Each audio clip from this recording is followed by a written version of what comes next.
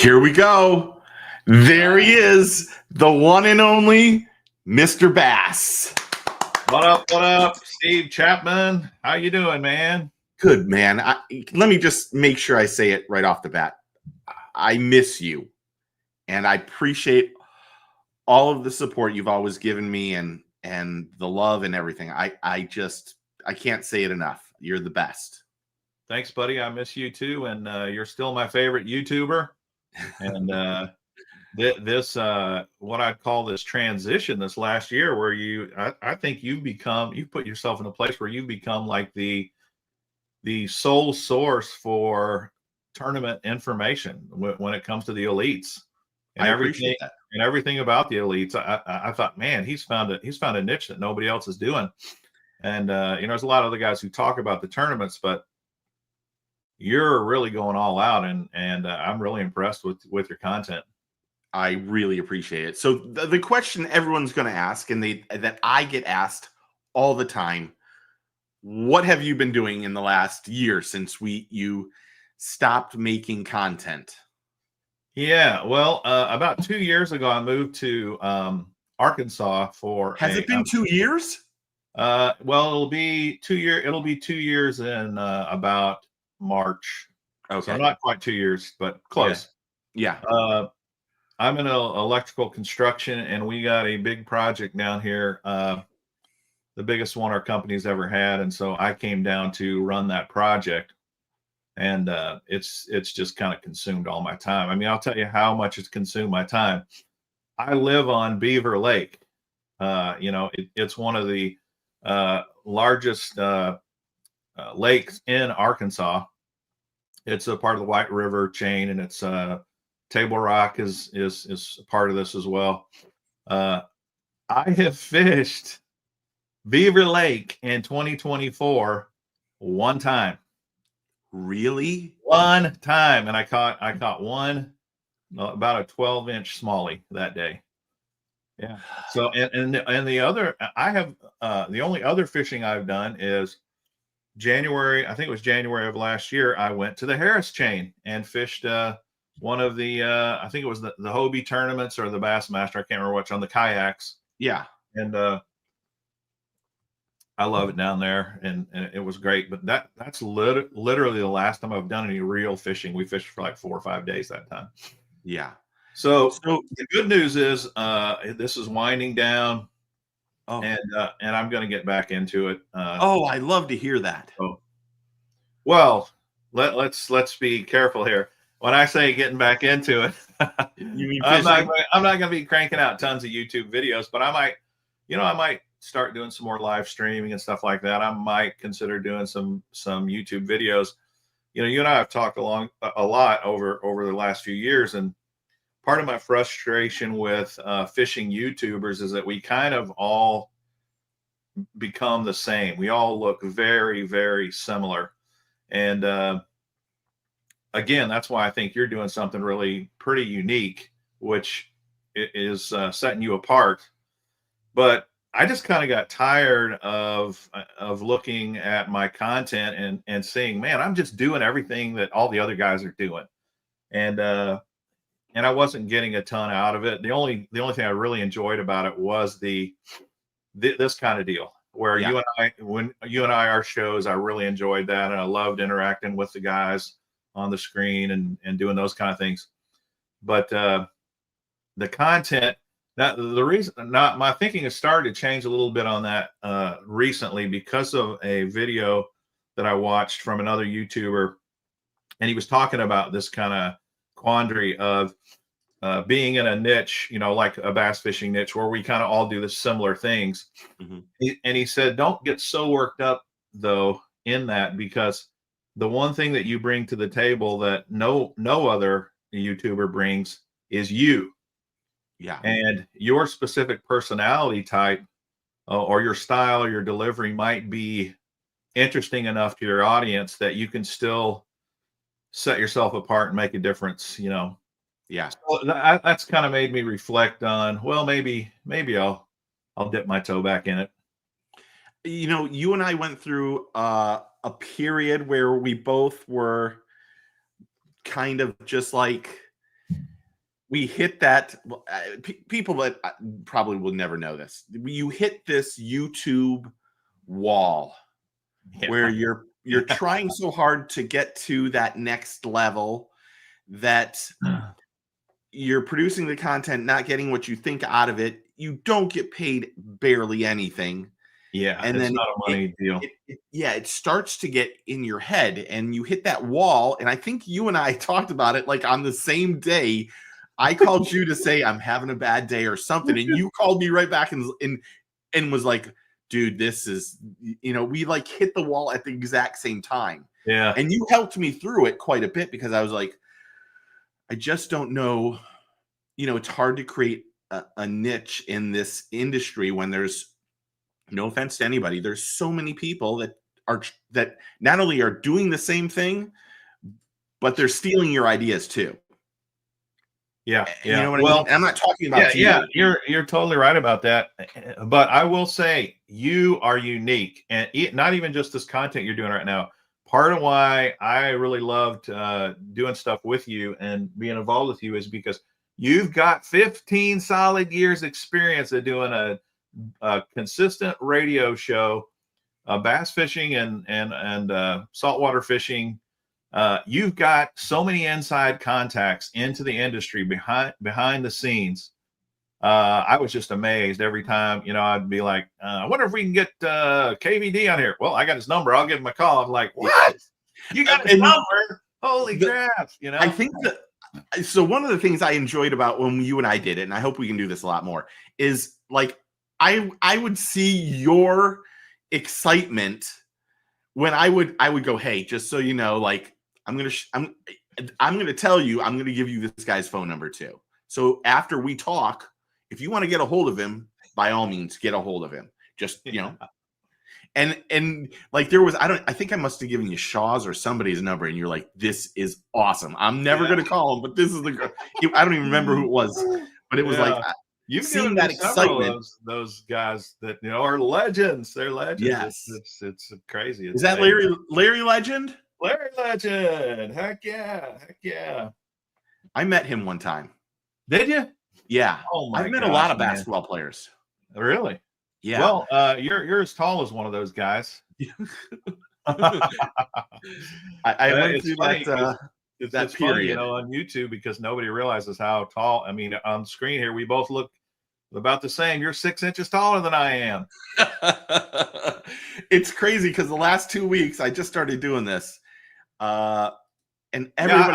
I watched them both, and I thought they were great. Yeah, someone said, Steve, tell everybody how tall you are, and I'm like, I have never. So I walk around the swim deck of Thomas, and I don't feel tall until I knock my head on somebody's canopy, and then I'm like, Jesus, why can't they move this up 6 more inches? So people are confused about it. So you're going to, once this, are you staying? First, let me ask: are you staying down in Arkansas, or are you going to move back up? Well, I'll probably be working a little bit in both locations, but I bought a house down here, and it's on the lake. It's not right on the water, but I can look out my window and see the lake every day, and I absolutely love that. So I'm probably not going anywhere here, but Kansas City is the home office, so that's only about a 3.5 hour drive. So I go up there quite a bit as well. Oh, okay. Do you still have the house up there, or did you end up getting rid of it? No, I sold it. Okay, yeah. So once this big job finishes, the goal is to maybe not some unboxing videos, hopefully. No, I think I'm done with the unboxings. Yeah. I can say at one time I was the king of unboxing those monthly. You were the king. That no doubt. I tried every single one of them, and it was fun for a while. And but it's kind of like I said, man, these guys repeat over and over and over, same old lures. And then the guys that tried to sell their boxes and say, we're going to give you the newest, latest, greatest ones first, and then they didn't do it. They'd give it, they'd sell those and give you the crap. Yep. So yeah, I'm done with the old subscription boxes. I think it's a bad business model anymore. And I doubt there's many companies still making any money on it. I do know that Mystery Tackle Box is still doing them. I keep getting emails about that on occasion, and I'm assuming Monster Bass probably still is out there, but I'm not. Mystery Tackle had some issues there for a little bit. I don't know if they ever got out of their issues. Yeah, you were telling me that. See, just like that, you've got this kind of inside scoop on stuff behind the scenes, even in the business, the retail side, that most of us don't have, which is, again, really, I think, gives you a depth and breadth of knowledge that the average YouTube fisherman just can't even touch. Yeah, I appreciate that. So we're going to have some new content. I love to hear that because I thoroughly always enjoy seeing you. I think you were a better, see, you and I have talked about this. I don't like this. I don't, Yeah. I've never wanted to be the face of a channel, but there were so many people that were like, you know, when the radio show was going on, that they were like, you need, you know, you're the main voice of the radio show. You should be a lot more upfront and do these things. So it's, you know, it's still, in my opinion, it's still odd to, like, today, the Bassmaster announced that they weren't going to, in the Bassmaster Opens, weren't going to have any co-anglers. Yeah, we got to talk about that. That just blew my mind when I heard that. I agree. I mean, you were talking about it 10, 12 days ago. I saw you were doing a video on it back then. So you kind of were already hearing the scuttlebutt back then. Have you ever been a co-angler, just out of curiosity? I have done so much co-angling you wouldn't believe. Yeah. Oh yeah.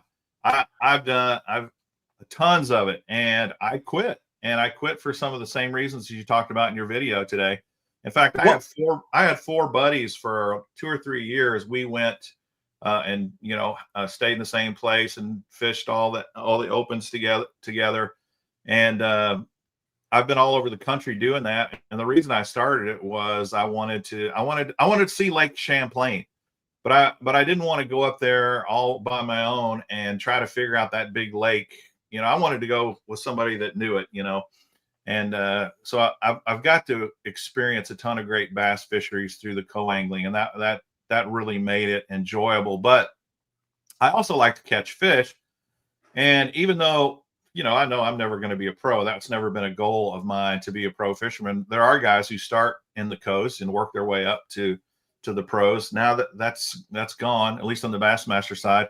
And, you know, there's been so many things that have harmed the whole co-angling thing. One of the worst things that ever happened is FLW got bought by MLF.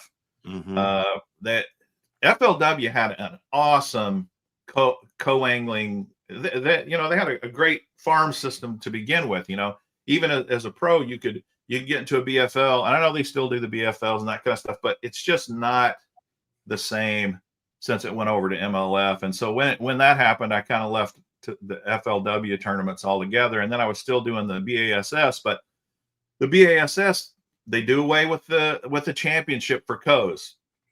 Well, we're not trying to be pros, but we wanted to go through the whole season and try to reach that championship, try to have something to work for.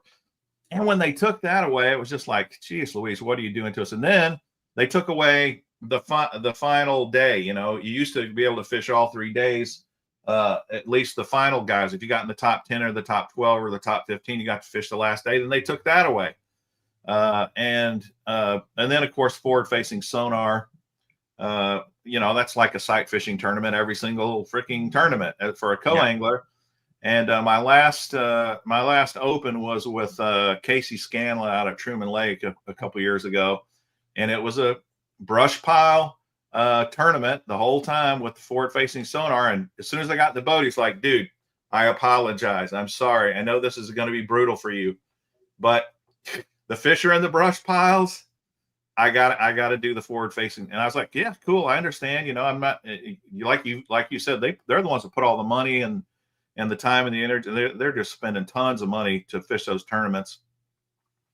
And so after that one, I was like, yeah, this. But what's crazy is the 4 guys that we fish religiously opens. There's only one left doing it, and now he's out because and the only reason he was still doing it is because he had a sponsor that would always pay his entry fees. But all the rest of us, hardcore. Every one of us were hardcore fishermen who loved going and fishing these tournaments, and they really just kind of ran us off. And I know they really never cared much about the co-anglers, but we were bringing money in Yeah, you were. that could be used for the payouts for the pros, So Well, it isn't just that. Most co-anglers that follow the whole thing are bringing in 5 or 6 days of staying in a hotels or renting an Airbnb and going out to restaurants and having a car and doing all the little things that need to happen for this tournament city to make money. And when you look at it now, what was the major reason why you're not fishing them anymore? Not let's just say if you didn't have the stressful work stuff that you have going on. Yeah. Why would you do it now, and what is the reason why you wouldn't, if that's the case? The main reasons for me were the fact that there was no championship anymore. That was a big one for me, and the other one was the forward facing sonar. There's nothing in it for the co now. You can't. You would have a rare pro that would let you fish some of the brush pile, but even the rules wouldn't let you do that because you can't. The co's never allowed to leave the back of the boat, so they won't even let you stand up there next to him to fish, even if you got a guy that would let you do that. And I have fished with some awesome pros who were just incredibly helpful. And I almost never had a bad one, to tell you the truth. Maybe once or twice, but I thought you had one. We talked about one. Well, I had one old guy that he it's not that he was a great guy. He just had no idea what he was doing at all. Yeah. And that just made it so frustrating because it was such a waste, I mean, but I'm saying it's some of these guys can be real jerks. Most of the time I got along with them fine and had no reservations there. I did have one time out at Champlain where the guy was fine, but he was an insane boat driver. He was so freaking dangerous. And the water can get super rough up there at Champlain. If you've never been to, it can just be deadly. And this guy, I swear, he came close to killing us multiple times that day. And that was one of those deals where it really made me think, do I want to keep doing this? But I did, and it's been a great experience overall. And I kind of hate to see it go.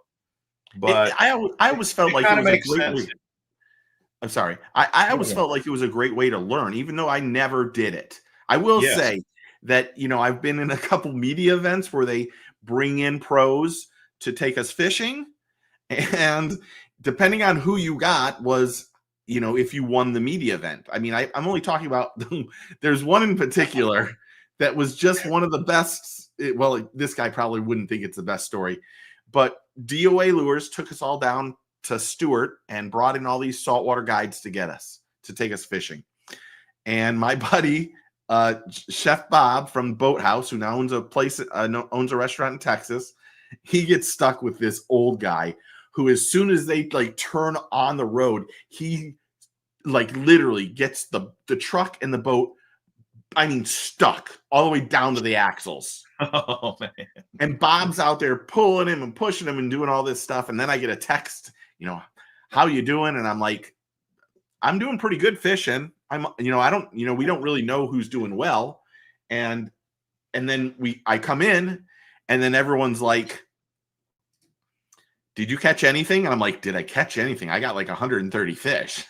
And they're like, what? I'm like, I got a 4-foot tarpon. My big fish was a 4-pound tarpon. I won every event in the media thing. I brought home $10,000 worth of tackle. Oh, wow. Rods from Shimano, all sorts of stuff. I felt horrible. So then I was passing things out to friends. And then I got home and I just donated it all to one of the teen sport fishing things. So it worked out perfect. But I don't know if you agree with this. I think them not having the co-anglers is a really, really dumb mistake. Well, I think you're probably right. There are a lot of pros that started as co's. Yeah. And so what are those guys going to do now that really can't afford more than, a co-angler tournament? And I'll tell you what, you do learn a ton. I live down here in the Midwest and the South, and my fishing's always pretty much been spots and largemouth. Yeah. And I learned how to fish for smallies by going and fishing opens, or the what do they used to call them? They used to call them the Toyota. Lipers. No, I meant the FLW Oh, equivalent opens. Man, I don't know why I can't even think what they used to call them, but they were the Redmans, and then they were the Rayovacs, and then they were yeah. but in any case, that's how I learned to catch smallies, the right way. And so many other things I've learned through the years. Well, what are these guys? What's this kid who born and raised in Alabama, always fished Guntersville, and he can't afford to go up north and fish. What's he going to do now to learn all that stuff if he wants to be a pro someday? I don't know. He's going to have to figure out ways to do it. Yeah. I mean, I think we have to start teaching our kids. I think the first problem we have with kids fishing is there's just too many anglers happening at one time. There's having a 400 deal, high school tournament on a lake that's just too many boats on the water. Yeah. And then I think that's the first thing. But the thing I don't like about this whole thing with the co-anglers is like you said, it's a really good way to learn. And really, you want to, I didn't even say this, it's a really good way for a young angler to see if he wants to take that next step as a professional angler. Yeah. Because I think there's too many kids that get into this hoping that they're going to do well, and then they get in, and then you realize quickly that it's not all that you think it is. It's a lot of bullshit and that kind of stuff. Yeah. And this is a good way I think it's a good way to do things. I agree. Maybe go ahead. Well, maybe one way that maybe we'll see more of these guys start fishing kayak tournaments, because the money's cheap. Even a national Bassmaster kayak tournament's only $250. The Hobies, which they've done, Hobies not doing it anymore. They say it's not a money thing. It was never about money for them. Well, what is it about then? Yeah. I don't know, but Hobies. Isn't it all about money with these organizations? Yeah, of course it is. Hobies were huge, and they really were trendsetters. KBF started it all, and then Hobies came in behind them, and Hobies started dominating. And then Bassmaster came in. I fished the Bassmasters, several of them, their first year, and they couldn't hold a candle to Hobie. They really couldn't. And what they've done over there, Steve, what's the guy's name that runs that? Steve something. He's done an amazing job of turning the Bassmaster Kayak Series into something really awesome. And I highly recommend it if you want to do some national trail sort of fishing. The Bassmaster Kayak tournaments are just awesome. Okay. I don't know if you saw the Milliken situation. Yeah, I saw it. I would love to know your take on this. As someone who has went out and fished opens and has done the kayak stuff and is doing that. Yeah. Just out of curiosity, because you and I haven't talked this week. I would love to know what your thought is about Milliken. Yeah, well, I watched your video, and I watched a lot of other videos, and I did too. I tend to agree with your comments on it. The one thing I will say, though, it does not surprise me that much that his fishing license expired. I have, especially when I was doing a lot of these opens, it's real easy to lose track of what current licenses you have and make sure you stay on top of that. And there's so many things you're doing to get ready for the tournament. You would think, well, it's obvious you got to have a fishing license. I've literally shown up at the dock ready to get in the boat as a co-angler and realized, holy crap, I don't have a fishing license. How the heck did that happen? You know, and I can get, you know, if a co doesn't have a fishing license, he can really get his boater in trouble too. Depending upon which body of water you got pulled over and checked. So, you know, I was able to rectify that by buying it online right there before the tournament started. But it's easy to make that kind of a mistake. So I don't really hold that against him, quite frankly. Now, it is kind of odd that he lives in Texas. So you would think that if you had a fishing license was going to expire, it wouldn't be your home state, right? Yeah. That's a little odd. A little sketchy. Yeah. Because most of these places auto renew, you know, in Arkansas, and when I lived in Missouri, it just automatically renews, and you start getting emails a few weeks ahead of time. Your license is about to expire and it's going to renew on such and such a date. So that's kind of strange. Have you heard more detail? I know Milliken's kept quiet about it. He's made several videos about it, but then he says, "I can't plenty of shirts." He says, "I can't say anything." Yeah, he's making the most of it, and he will. He's getting tons of publicity. You know, he's getting tons of guys interested in his channel over this thing. Sports Illustrated picked it up. Yeah, that's crazy. I mean, I wouldn't be surprised if he planned this thing. It's brilliant if he did, because he's getting so much attention out of this thing. And I don't know. I have tried to take a step back from it and go, I'm not going to and I'm getting blown up, so I apologize if I don't reply to texts. I tried to take a step back because I thought, well, first off, if we're just going to be completely honest, I got bombarded with a bunch of his super fans on emails.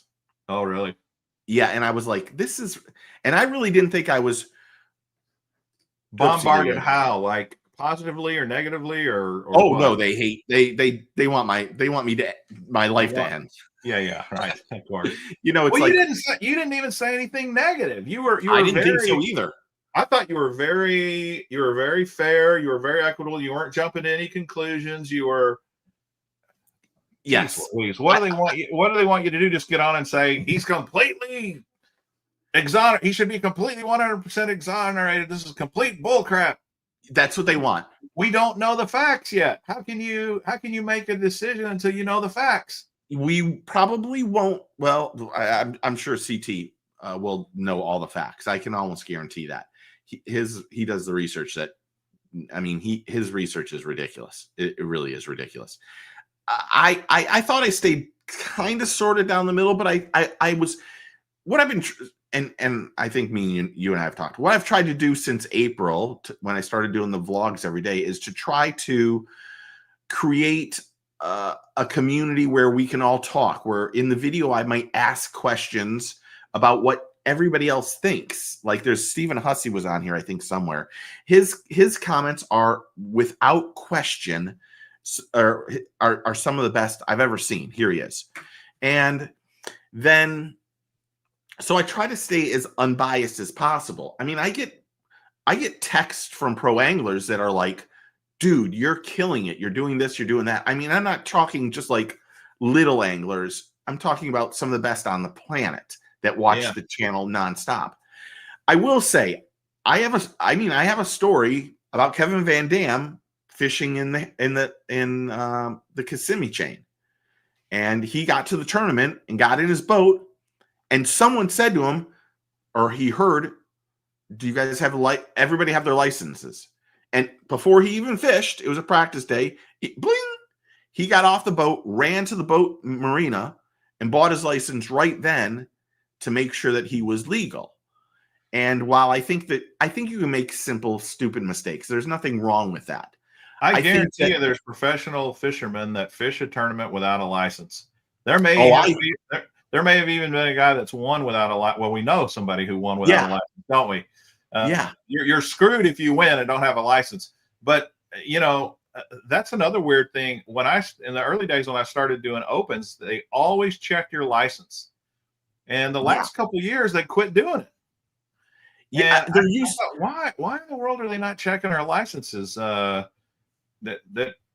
I don't know. It takes too long. Yeah, it does take a while. You know, years ago, I don't know who I told this story to recently. It must have been the last couple of days. I got invited to one of the FLW, like the angler meetings, you know, like on a Wednesday afternoon. The only reason I got invited was a legend asked me to come say hello to him. So I drove up to it, met him. We talked for like 2 hours, and then they did the thing. And as the guys walked out, they all like, I don't have a piece of paper, but here's like, pretend this. They walked out and would do this and would show it to everybody as they were going, as they were going out. And then that, it's not like they check marked everybody, but everyone had it, and they could have been faking it for all I know. But it still was, it was kind of saying, yes, I've got it. Now, if you got caught without it afterwards, then you probably would have gotten a lot of trouble. Yeah. But I think that I understand Ben getting in trouble and it being a complete, but I think there's so much more that we're not hearing. Yeah. And that's what's scary about the Milliken situation. Yeah. Yeah. I mean, what bothered me, what made me crazy is that, you know, it was a simple mistake, of course, but then you kind of found out that his license expired sometime at the end of August. So September 1st, his license was invalid. So from September 1st to February 5th, give or take, there's a possibility that not only did he fish without a license during that whole time, but then how many YouTube videos did he make in that time? 12 or 14 in Texas. So then you start going, okay, at 5 months, I can understand a month, 2 or 3, 4 weeks, and then going, oh my gosh, I forgot my license. I think when you start hitting that 5-month period, I somewhat question it at that point. Why would you intentionally not get a fishing license though? He can afford a million fishing licenses. That's no big deal at all. Yeah, so that doesn't make any sense at all. Why he just wouldn't do it? I mean, I used to think the Guggen guys were the biggest fishing content guys there is. I don't think that way anymore. I think guys like Ben, and I think there's, you know, some of those guys that do the daily videos that, I mean, I know Randy isn't liked by everybody. Randy is a big person in the industry too. Yeah, he's big. And no, so he's just happy as can be over this Milliken thing. He's just like, yeah, I get screwed. I hope he gets screwed. You know, you just know he is. You know, I watched you know that night something happened with his wife. He went from 6 to 12. For sure. Oh man, that was the best. And I'll be honest, I don't watch all of Randy's stuff. It's very I don't either. Yeah, that's no disrespect. I mean, I could go back and go, if you knew what I watch instead of fishing on YouTube, people might never watch me again. But you could tell he was happy, but he did his best to not just his head blow up. Do you know what I mean? Right. He was trying to appear concerned. Yes. Yeah. Yes. But, and he did a good job. Yeah, he did. I mean, he's done enough videos now that he can do it. But we know what you're thinking, Randy. You're not fooling us. You're not fooling us. You are hoping like heck that this takes him down. He had an extra drink that night. You bet he did. You bet he did. Randy's one of those guys that, like, you know, I respect what he does because, you know, he puts out a couple videos every day, even on Saturday and Sunday. Yeah, it's impressive, but it's also one of the reasons why I don't really watch his videos is because his content isn't that, you know, it's not that it's bad. I watched him a lot when he first started his channel, and I really thought his content was great back then. He was doing a lot of fishing techniques and a lot of things that I really enjoyed. But over time, it was just like, look, dude, I don't want to hear another video about forward-facing sonar and how horrible it is. I don't care, and I don't need to watch any more videos about it, dude. So that's really why it's kind of like he was beating a dead horse with the forward-facing sonar. But I really think he's a huge part of what's led to the pressure of these tournament organizations thinking about it. He has raised awareness, I agree. and he's absolutely influenced it for sure. I agree completely. I think. Well, and here's another question. I'm just gonna ask you a bunch of stuff. I'm sorry. Do you think that we've talked about MPFL 4 years ago? Do you Yeah. think them banning or prohibiting? I should not say banning because that's not the word they want to use. Prohibiting forward-facing sonar is the right thing to do in their tournament series and overall. Do you think it needs to be done?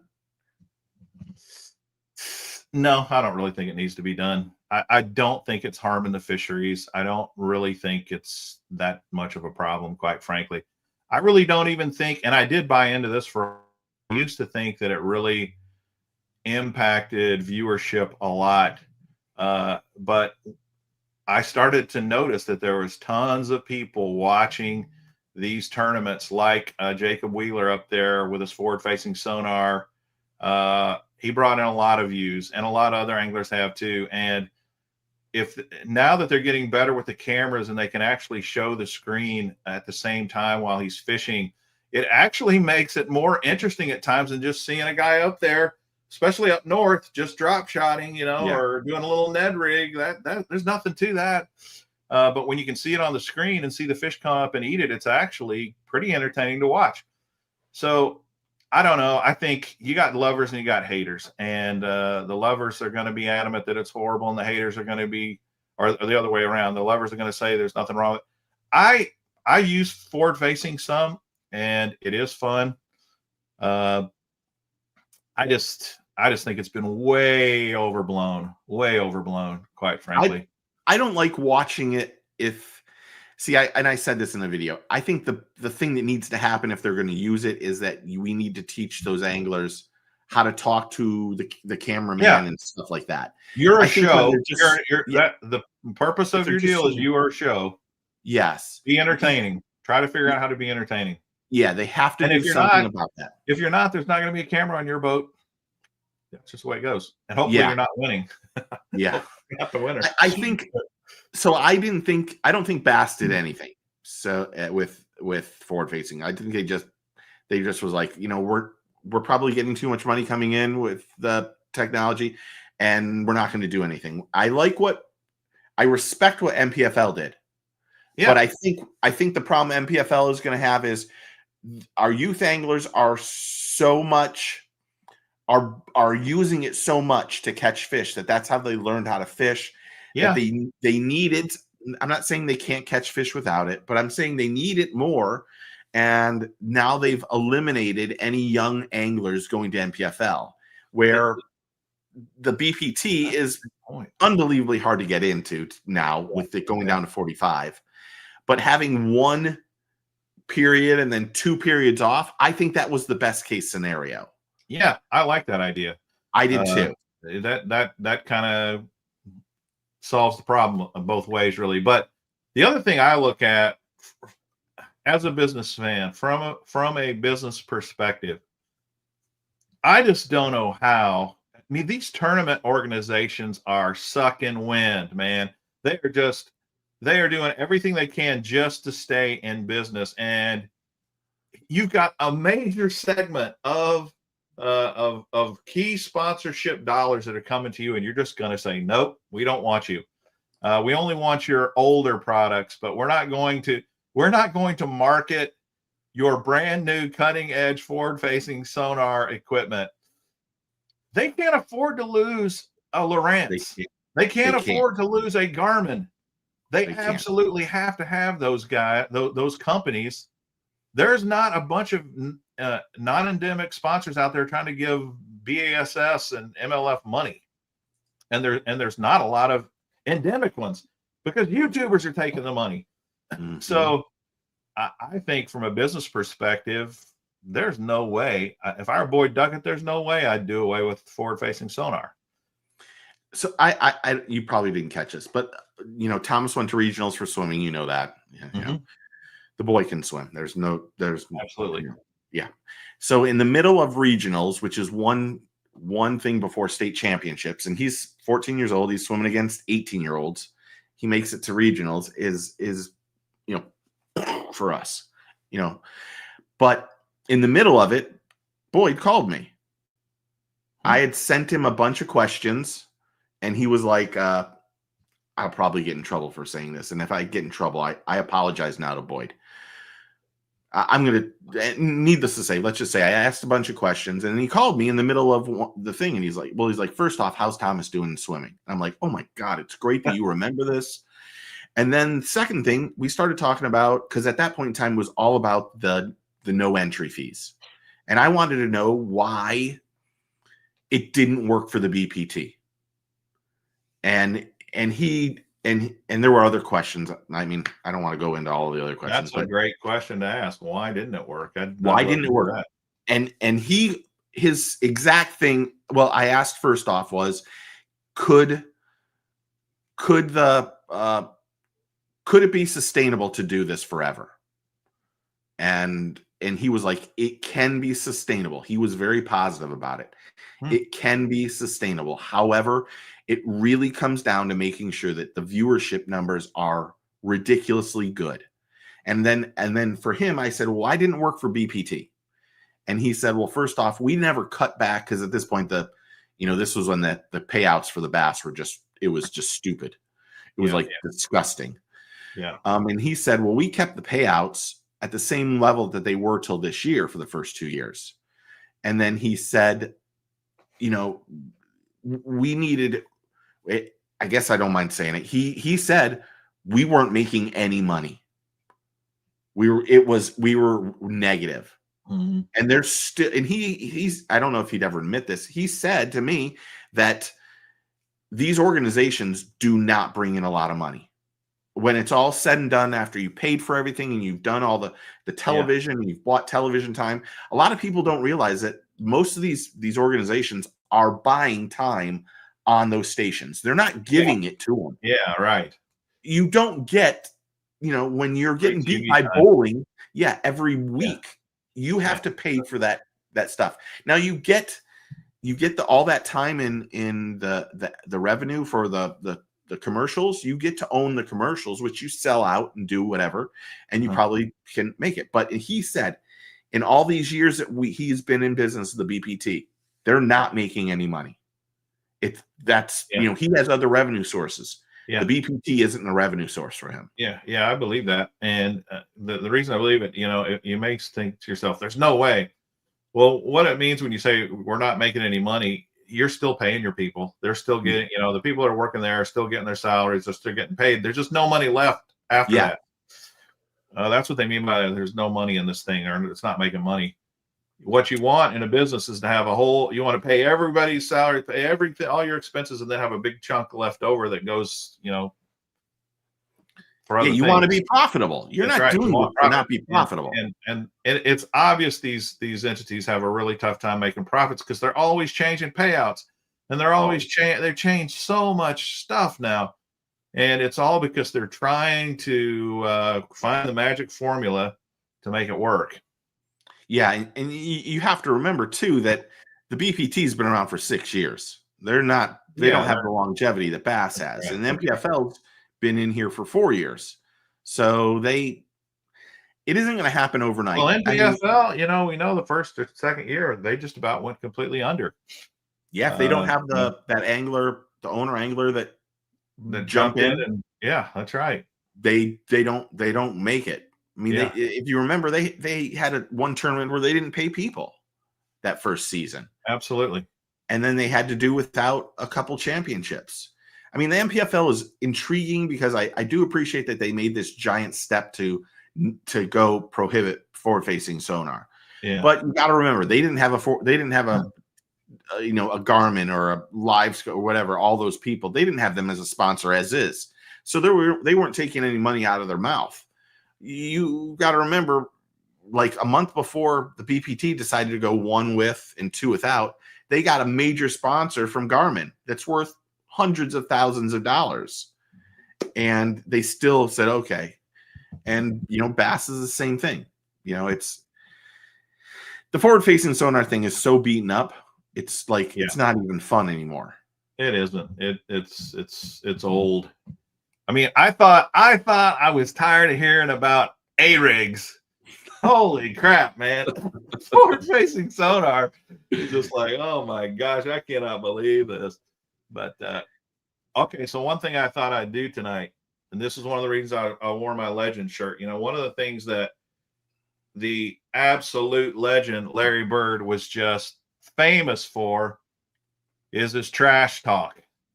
He was the ultimate trash talker, man. I mean, and if you don't know anything about Larry Bird, go back on YouTube, put in Larry Bird trash talk, and watch some of his trash talk videos. They are hilarious. One of the greatest basketball players to ever play the game, without question. I went to. Go ahead. I met him when I was, I think, 11 or 12 years old at Coach Knight's basketball camp. He showed up. Wow. And I met him then. That was amazing.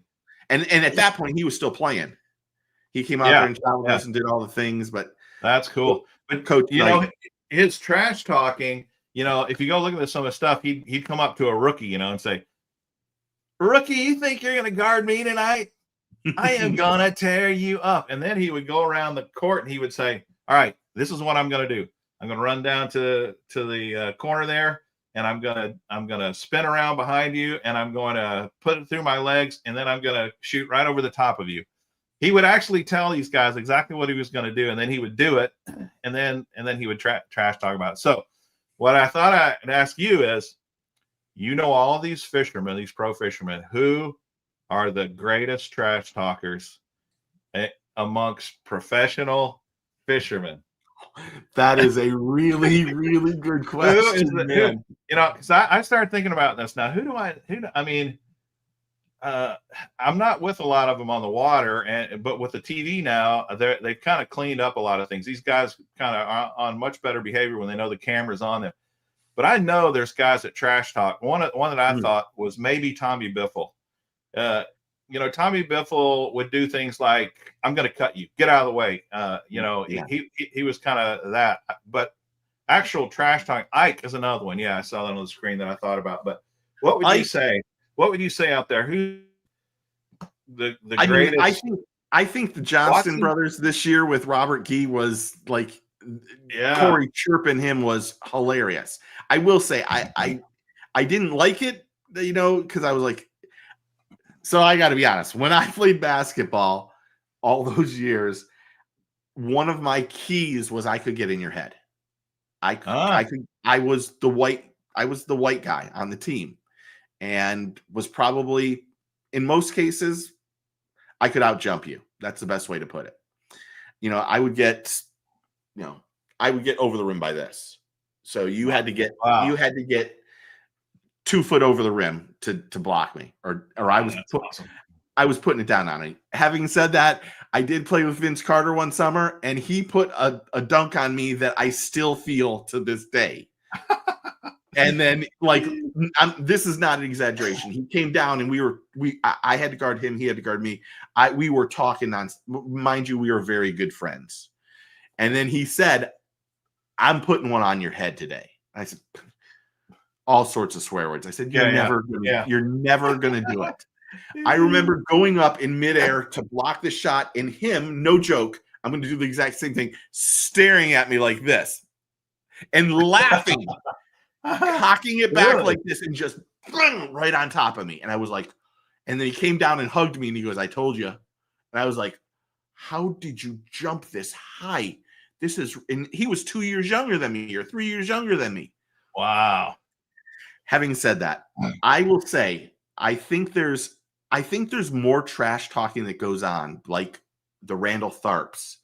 Yeah. I would even say, as quiet as he is when he's off the water, Kevin Van Dam, he would let you know what's going on. That is interesting that you said that. Ike and Ellie, of course. I think the Johnson brothers. I think you want to know what happens is you have to be. Some of these guys are quiet when they're doing the interviews, but when they get out there, they're so tunnel focused that if something happens out there, they physically let you know. I mean, Uh-huh. I was on the water with Kevin Van Dam, and he scolded me for seeing a fish and told me, I don't want you spotting my fish. And then we got into like a little, blah, blah, blah. I think you've heard this story. I was with Ott Defoe. There's no exaggeration. Ott and I get on the boat, and he's skipping docks, and I tell him, I think I'm better than you.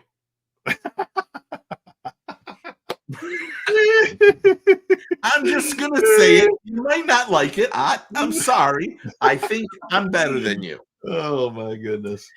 So we got to a dock that had an opening about that big. Yeah. And he skipped it in. And I said a bunch of not nice words and then said, "You're not impressing me that much."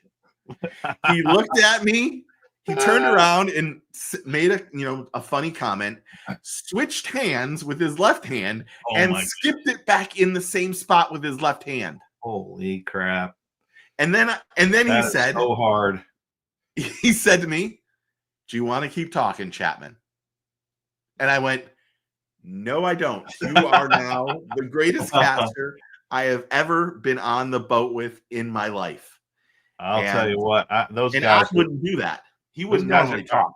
Those guys are so amazing. I mean, when I fish with those guys, like Jeff Crete, I was with him at Table Rock one year, fishing an open as his co-angler, and we were fishing the exact same technique. In fact, he even gave me the same bait. And for every fish, and for every fish I caught, he caught 15. I'm not lying. Yeah. 15. That's the kind of stuff that gets crazy. He kicked my ass like you would not believe. It just unbelievable. And they're all of those guys are so good. But guess what I did? I looked on Chat GPT. I asked Chat GPT this question about trash talking anglers. Look at you. Yeah, I said, are there any known trash talkers among the anglers in the Bassmaster or Major League Fishing leagues? And Chat GPT said, yes, there are. There are a few anglers in the Bassmaster and Major League Fishing leagues known for their competitive personalities and occasional trash talk.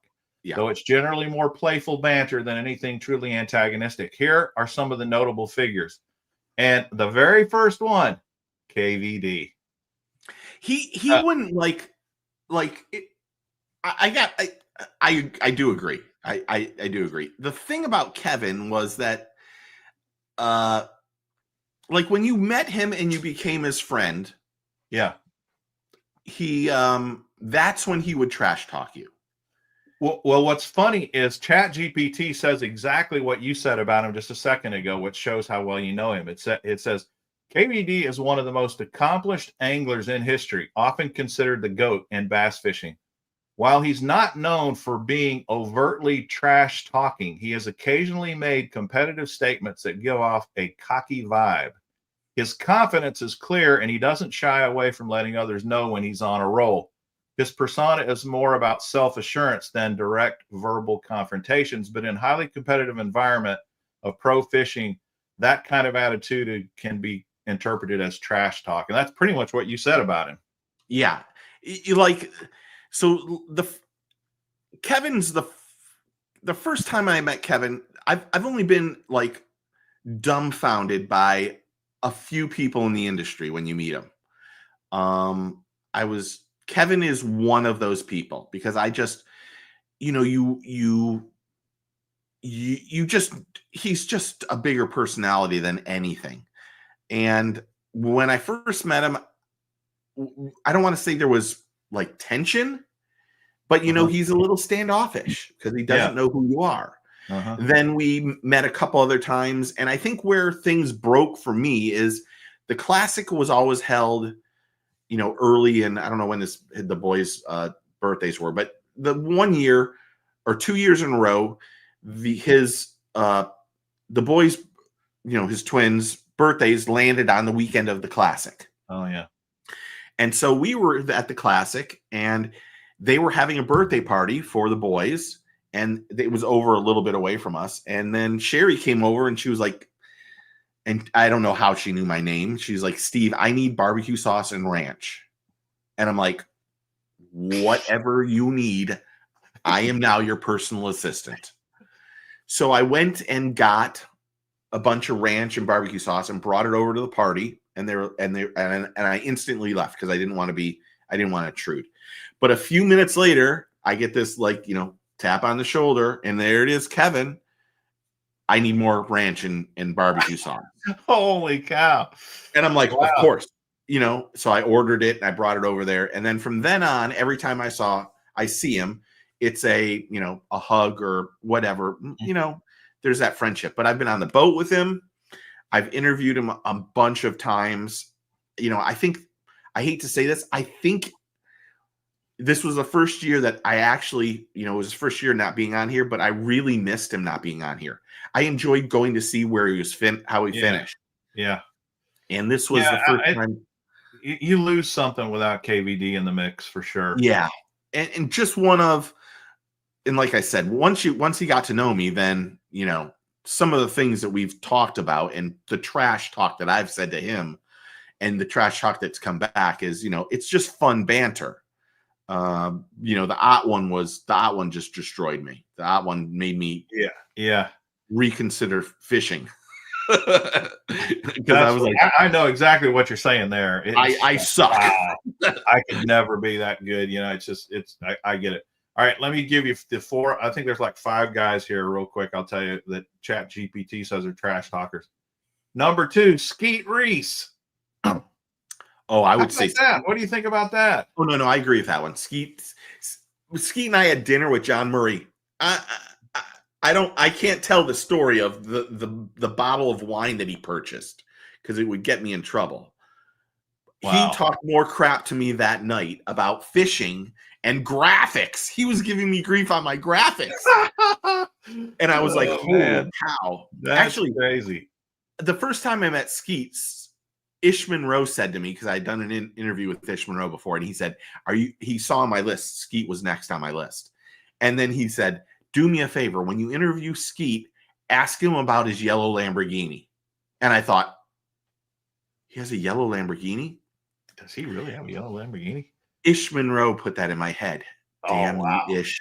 And then I walk up to Skeet and I go, tell me about this yellow Lamborghini. And he's like, you've been talking to Skeet? You've been talking to Ish? And I'm like, and I felt so awkward that we talked it. But yeah, Skeet Reese, I agree with that one too. He liked to trash talk. Him and John Murray talked trash at that dinner the whole night. Time, huh? Yeah. Wow. Who's number 3? Gerald Swindle. And they say his trash talk is, kind of self-deprecating humor, but he's very competitive and yes. Which leads to playful trash talk. Then number 4 is Jacob Wheeler.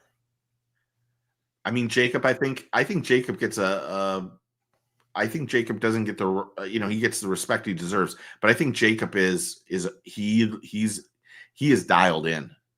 He is focused. And if you get in his way, he's not only going to tell you he's in your way, he's going to block you or do whatever. And these guys that are super intense, like KVD and like Jacob and some of these other guys, at that moment when they see you as interfering with their ability to succeed, they can get pretty, they can get out of my way, I have to say, I think Jacob, I think there's a story behind some of the stuff that's happened to Jacob. I don't know. I don't really want to go into it, but there's some questionable things. And now that he's like a boat manufacturer and he's got those own baits, I think there are some anglers, not all anglers, but there's some anglers who are scared of him because they see him not only as the best angler in the world, but they also see him as someone that they might have to kiss his ass to get a sponsorship or something. Yeah. And I think when you even have that, it starts to, move the goalpost a little bit differently. Does that make sense? He has undeniable confidence. He's very confident and sure of himself because he walks the walk. He doesn't just talk it.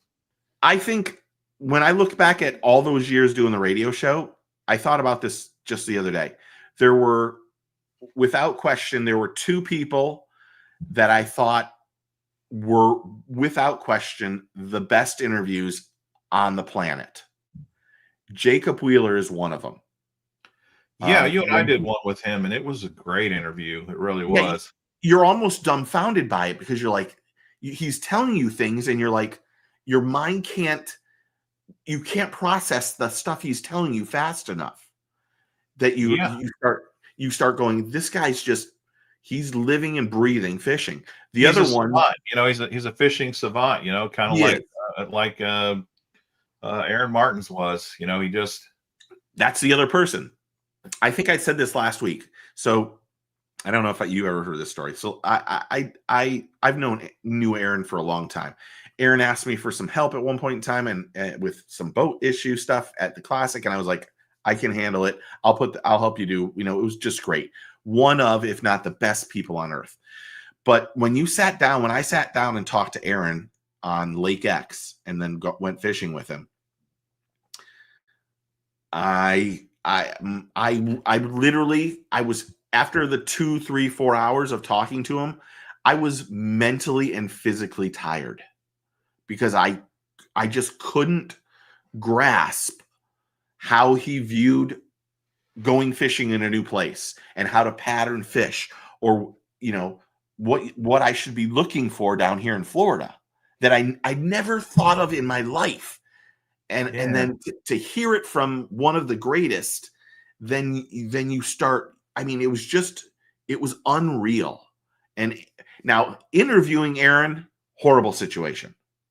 Really? Why? Because he's just all over the place. He's all over the place. He had ADHD or whatever it was. I mean, you could talk to him and a squirrel would walk by, and then 10 minutes on that squirrel. Yeah. And you'd be like, and he would know everything about, I mean, he was just so knowledgeable. And like the first Classic I ever went to in Tulsa, it was freezing. I mean, I didn't have any clothes. I was wearing shorts and shirt because they lost my baggage. I get to the hotel with the media and the anglers all put together, and here is Aaron Martin's. It's snowing, and he's going for a 10-mile run the night before the first day of the Classic. Yeah. I've seen him do that kind of stuff too. He really beat to his own drum. He really did. Can't say more good things about him. I hope he rests in peace. I hope his wife and the family are. I know it's still a challenge, but my God, what an unbelievably insane angler. It's coming up on 4. It's coming up on 4 years. I know. I sent. It's crazy because you start looking at, you start going through your phone when you have friends that die. Oh yeah. And like if you go through my phone, you'll never be able to see COVID. Yeah, you go to my phone and you hit contacts. The very first person is Aaron Martin's. Oh wow. And then actually there's a couple of people on there, but yeah, just I will never get rid of his phone number out of my phone. That's what I've told myself. Amazing. Okay, is there one more on that list? Yeah, there's a couple more. The one that kind of surprised me, but then when I thought about it, because ChatGPT is not really calling out Larry Bird style trash talkers. What it really is identifying are those guys who are super competitive and and can get heated at times in the heat of the moment of the competition. Alton Jones Jr. That one I'm surprised by. I was too. I was surprised by that. But what it basically says is that Alton Jones Jr. is known for his fiery competitiveness. While he doesn't engage in outright trash talk, his confidence can sometimes come across as a subtle form of trash talk, especially when he's on a streak. Yeah, Alton Jones Jr. has been on a streak for a few years. Yeah, he sure has. I wonder what it feels like to be on such a roll, man, such a high. It's just, to win one tournament's one thing, but to have the kind of record that he's had lately and that Wheeler's had, I mean, Dustin Canal. yeah, it's just amazing, isn't it? So, okay. Now, everybody doesn't know this. I normally put people's stuff up for, super chats or members and stuff like that. But I want to give a few minutes to people to ask questions directly to Mr. Bass. So that's what you need to do. Holy smokes, who is this guy? It's Mr. Bass, Illuminathan. He and I did it. And we did Illuminathan won so many prizes for me over the years. The guy has got to be the luckiest spin. I used to spin the wheel. Yes. That dude is one of the luckiest. It's just unbelievable. When you start doing live shows again, are you going to do giveaways again? No. I doubt it. I've still got tons of tackle I could give away, but I got rid of my wheel. So if I do it, I'm definitely not doing that. But that's way too far. I haven't even thought about that at all. So I hope you do come back, to be honest. Yeah, we'll see. It's so people don't realize the grind that it takes to do this. I think people think that, like, I guess I need to embrace that some of my videos are drama, even though I don't think they're drama. Maybe I'm just I'm hiding from it. But I try to come up with my own topics, and I'm not trying to start any drama. That's for sure. If I wanted to start drama, I could tell stories that would get everybody in trouble, but I don't do that. Yeah. But you could, but you gotta. Yeah, I know who it is, Knucklehead. But he ought to know the amount of tackle that guy's won for me. Holy crap.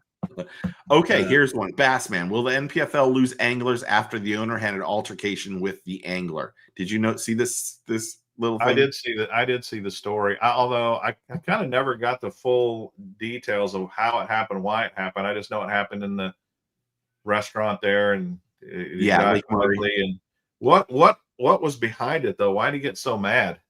So there was an angler that made a parody, went to an area where there was no wind coming in.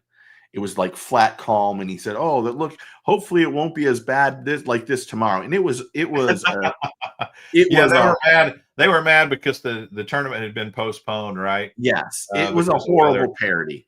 Yeah. And there was some, and people probably don't know this, there was some stuff that had happened with Brad and this angler beforehand. Yeah, so they had some history. There was history, and Brad came in and confronted him and whatever. And I think the NPFL, this is just me, I think it does hurt them a little bit. I think it hurts. I think what they're going to have a problem with is getting young anglers to join NPFL. That's going to be their first issue. I think that, and I say this with the most respect of all time. I think that sometimes Brad has a hot head, and he just needs to take a step back and not take things personal. At the same time, I would say, there's more to the story that we don't know about. So, okay, hold on. Carol wants to know this. Quick question, because I'm driving. When can I come fish with Mr. Bass? Anytime you want, Carol. Come on down. Anytime. Just shoot me a message, and we'll make it work. I would like Carol to come to Florida, and she can go fish the frog pond with me. I think she lives a lot closer to me than she does to you. Does she? But I think she went down there for a kayak tournament. I think she's doing some kayak fishing. I think she is. I think I saw some stuff on her Facebook or something about it. I am a bad influence. 10 Zoom flukes to 1. Hey, that's not a bad thing. I believe he had a second video showing the real. He did. He was supposed to have another video that was coming out. Okay. I remember watching old Rick Clunn, a video with Rick Clunn one time where he was like, these tournament directors are way too soft. He said, I loved it back in the old days when the weather was horrible and the waves were horrible and the lightning was going everywhere. He said, I had some of my absolute best fishing days when the lightning was just going crazy everywhere. And I was just like, are you out of your mind, dude? Obviously you never got struck by lightning, but holy cow, man. I am not fishing in lightning. There's just I am not either. Yeah. Okay, here it is. Mr. Bass. Hi, buddy. What's been some of your favorite baits out lately? Because you have a tackle collection like me. Yeah, it's insane. But you know, I keep finding myself over and over and over again. I keep going back to the chatterbait. I just How love good that is a bait. chatterbait? It's just fantastic, and I It just really love it. is. I just love it, and I can't keep from throwing it. You know, so yeah, I love the chatterbait, and I'll keep And you're doing it. confident with it. That's the other thing. I am very confident with it, and it's so versatile, you know, and it's just a great search bait, you know. So Here we go. Okay. First impressions of the new RMP 19-inch graph. I think it's less expensive. I think isn't it less expensive? I think. Not even sure now that I said that. I think that yes, they're so gonna. this is the graph, I guess, for people who don't know, and this is the one that literally has no, it doesn't have any electronics in it. It's basically just a monitor that you plug into your other system. Is that right? Yeah, I think so. Yeah, And I think the technology is only going to get better. and when I saw this come out, I thought, holy cow!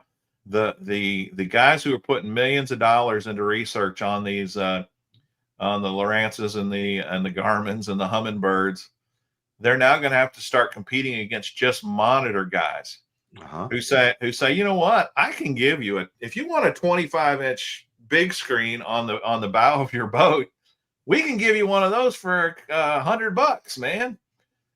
Just plug it into your 9-inch unit, and you're good to go. Yeah. And you know, those guys, those companies are like, hold on, that's a bad idea. That's a bad idea. You want to buy my 24-inch Garmin, whatever it is? That's what you really want. That thing's only $12,000. Yeah. Mike Dove, Mike Dove has really made a huge shift. He's in the camper business now. I know. It's crazy. He's got all kinds of new stuff coming out. I follow him on Facebook or somewhere, and man, he's just made some other big, huge transitions. I can't even get a hold of that man anymore. He's that too busy busy for us. He is. We're small. We're little people in life. That's right. That's right. Okay, here you go, Mr. Bass. Which of the new baits, if any, do you consider frog fur? Everything lunker hunt. Oh man, what's funny about new baits? I love. You guys know I love new baits and trying new baits. But you know, one thing I really admire about Drew Gregory. He's a pro fisherman on the kayak side. He just emailed me today. He's fantastic. You need to do a show with him. He's fantastic. How odd is that? That is weird. But Drew Gregory I'm telling you, he's one of the very best anglers on the planet. He could easily hold his own with many of the pros on the Elite Series. Now, he would never admit that because he's a very self-deprecating sort of guy. But he wins and wins and wins in these kayak tournaments, and he only really throws about 3 baits. And they're the same baits every tournament. He's very, very, and I don't want to sound it too simple. He will make a change, if he needs to here and there. But his philosophy is don't get so caught up in every new bait that comes around. Pick a handful of baits and master those baits. I agree. Become a freaking master on the Cinco, on the chatterbait, on the spinnerbait, on the fluke or whatever, and quit looking at the fuzzy dice that come, or whatever the new lure is, that the gee crack, whatever, quit looking at all that stuff and just get good at a few basic baits before you start spending thousands of dollars. And hey, I'm a hypocrite. I'm a total hypocrite in this regard. I'm telling you what Drew says, but I believe I over the years I've really come to believe that, because there's nothing new coming down the pipe that is really going to change your world much. Every once in a while, there's a rare bait like the chatterbait that came out and like the Cinco, that just totally transformed the world. But 99 times out of 100, the new lure is just marketing crap, So I have one. I have one that I consider complete, utter crap. The Ben Milliken hangover. Yes. Yep. And hey, I fell for it hook, line, and sinker. I bought about 5 of I have those 3 things, of them down here. and I wish I hadn't bought a single one. They're junk. Junk. They really are. And I know, and junk. I get people all the time. Oh, you don't know how to fish them. You got to fish them fast. No, when you buy a bait and you have to run it, you have to burn it in at Mach 4, and you have to buy a different reel to get the reel speed faster, so you can use a bait. That isn't how baits are made. That's not. They didn't make the chatter bait so you can't use it on certain rods or reels. Right. They make it works so everywhere. Yeah, that hangover, without question, the worst lure I've ever done a closer look on in my life. It is terrible. What you have to do is you have to get the one that's the heavier sinking one, Yeah. and you don't fish it fast, you fish it slow. But the other ones just turn on their sides. They won't even fit. It's a horrible bait. But here's the other thing. Even if it were a good bait, the mag draft still will kick its butt. Destroys it. It destroys it. Quit buying the newest, flashiest thing and go buy a bunch of mag drafts, and you'll catch thousands of fish. I think it's funny that when you see Ben doing his clickbait titles, and then you see him throwing giant swim baits, he's throwing a Hinkle shad. That's right. Now, what he will do is he'll show you that 6 cents junk lure, and he'll cast a few times with it, and then the next thing you know, he's throwing the Hinkle shad, or he's fishing a drop shot, or he's a great angler, and he knows darn well that there's a lot of ways to catch a fish, but he's never really, to me, and I watch a lot of his videos, demonstrated that the hangover's any good. And he would say, well, you just don't know how to fish it. But I don't want to work that hard to make a lure work, quite frankly. That is the exact reason why I dislike it. When I have to change everything about what I'm doing to fish one lure, like for me, I can't have a fast sinking lure. There's too much grass. Yeah, you got way so much grass down there. So when I get a slow sinking lure and I have to reel it like this, one cast is a 35-minute retrieval in to make it work right.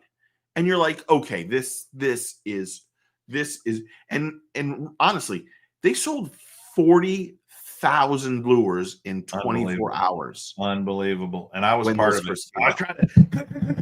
Me too. One of those. I gotta have one of those. I had to get like 2 crappy colors that I didn't even want. I was like, I gotta get these things. If he can catch them with this, I'm gonna catch them. Get them in the pool. Couldn't have been more disappointed. Yeah. That's the truth. Okay, let's go. Steven, you can't be a tackle junkie if you don't want what's new and trendy. Yeah. Well, it depends on your money too. I got the fever, man. Yeah. Here he is. I don't know how he was catching giants on those hangovers. Yeah, I don't know.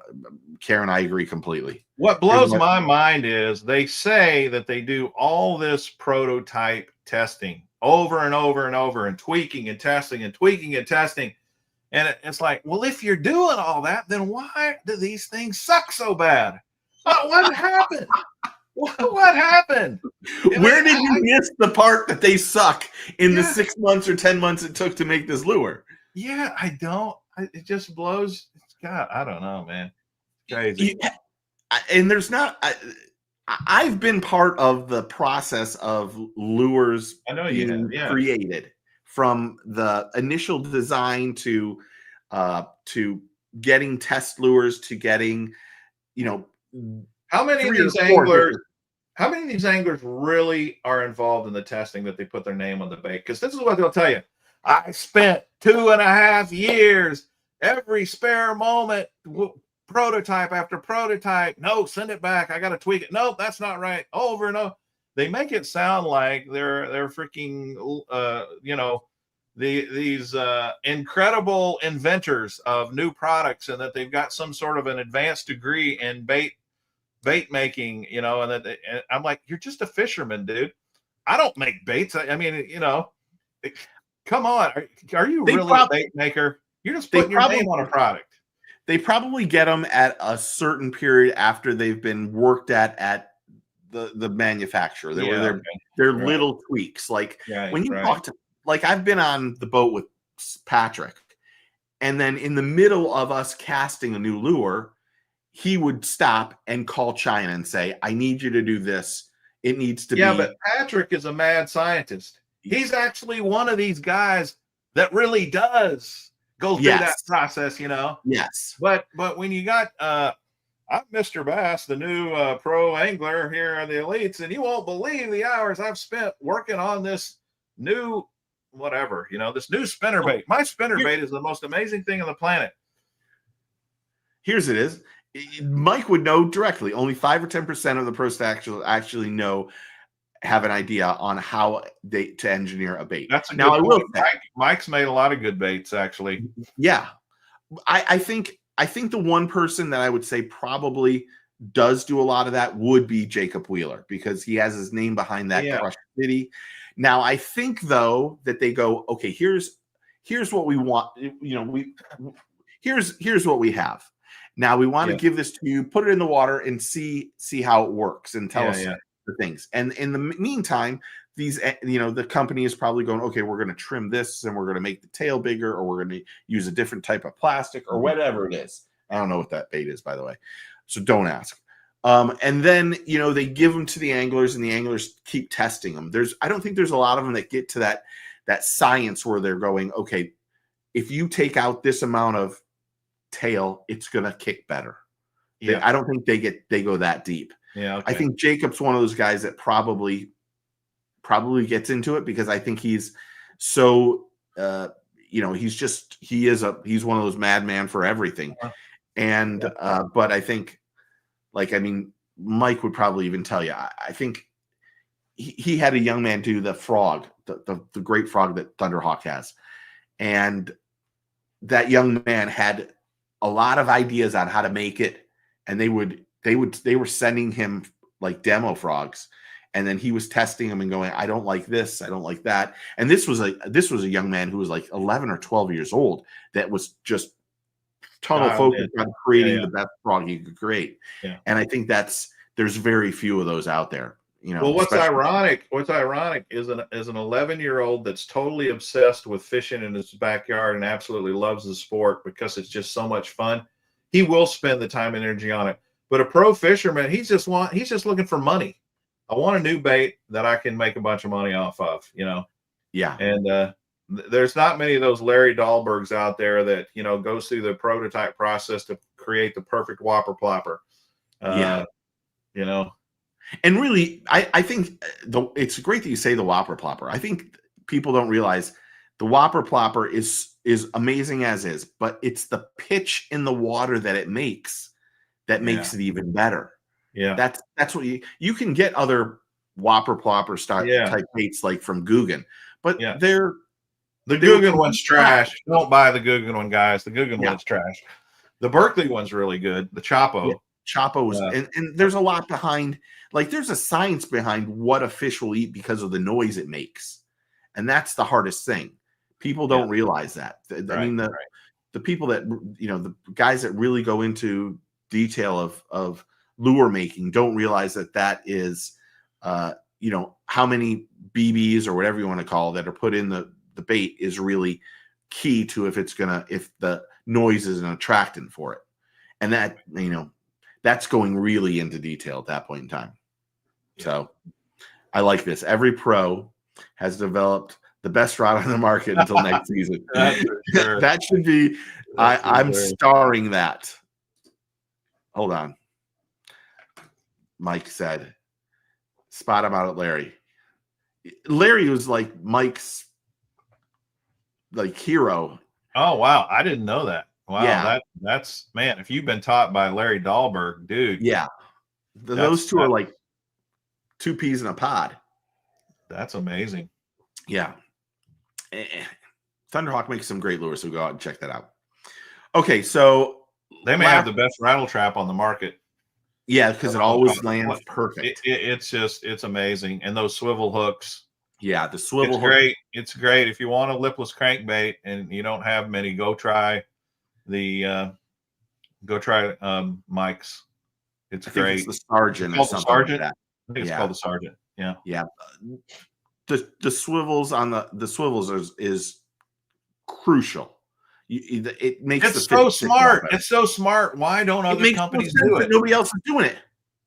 Yeah. Yeah. Anyway, okay, we're gonna go for another few minutes. If you have a question for Mr. Bass, ask now. You should go to his channel, even though he isn't posting anything. You still should subscribe to his channel because when he does start posting it, you'll enjoy it. I promise. Go back and watch some of our old lives together. Those are pretty fun. Yeah, They're I mean, outdated. we did a lot of interviews. Yeah, we did. We had some good ones. So okay, I have to again say thank you for everything. I really appreciate our friendship, and I miss seeing you on YouTube. I know we do talk. It's Yes, crazy because people are constantly like, I think they assumed that when you stopped YouTube that we were never going to ever talk to each other for the rest of our lives, and that is not the case. Yeah, we're buddies. We still stay in touch. And over under lure videos in the future. So I did a thing burning season called Legit or Shit. and I did some of those, and I might do some of those again. I will be honest. The start of the year, I'm going to get back to doing more of the lure content stuff. But I'm also going to put those on at the beginning of the day instead of at 6 o'clock because I post everything at 6 o'clock. So there'll be days where you might get one extra video a week to go on that to do that stuff. Oh my gosh! Remember this? I haven't talked. Dude, this is another channel you need to watch. Yeah, JT's the goat, man. He's a good dude for sure. I think he was the first person that ever had us on together. He might have been. I can't remember, but Debo. I think it was him. Yeah. Yeah, old JT at Fishing with Gramps. He's really he's a big time kayak fisherman. If you want to know anything about kayak fishing, you need to go hit his channel because the dude's got some great content. Yeah, and he's not a bullshitter. He's going to tell you the real stuff, and you know he cares about the common man. Yes, and he's not going to blow smoke. He's going to give you the real stuff. Yeah, he is a good person. Great, fantastic channel. So subscribe to that channel too. The funny thing about like that fishing tackle content and stuff is you guys you just wouldn't believe how you can have an idea for something you absolutely love and you think's great, and then you just don't get the views, and it's not worth the time or the energy to make videos on certain things. It's hard. That's one of the hardest things with the YouTube channel is trying to find content that the viewers want to watch. You know, yes, it's always very different. Just like most of the stuff that Randy puts out, I would never want to waste my time doing videos on that stuff, but it gets in tons of views. So he's a much smarter man than I am when it comes to that. If people knew how long it took me it doesn't take me as long now, but to get a lure, stick it in this is my little whatever, take pictures of it, then get it so it stands up properly so then you can see the 360 of it. Yeah. Then go get it, put it on the bait caster, go across, put it in the pool. Not only do the pool, but you're doing 240 frames per second. You're doing ultra slow motion. So you do that, then I come home, come back, I put everything on here. I have to find, and this goes unnoticed. One of the things, if you ever watch any of those closer looks, every time it changes beat, I change the picture. Yeah. Nobody recognizes a ton of work for that. So I gotta find a stupid song that I like Then I gotta make it so it goes on that. Then I got to do the voice. I got to do the research on it, do the voiceover of it, and then make other little videos to introduce it. Then do it. When those videos take me so much longer than the stupid other videos I do, Yeah. and that they get like 300 or 400 views. Yeah. It's brutal.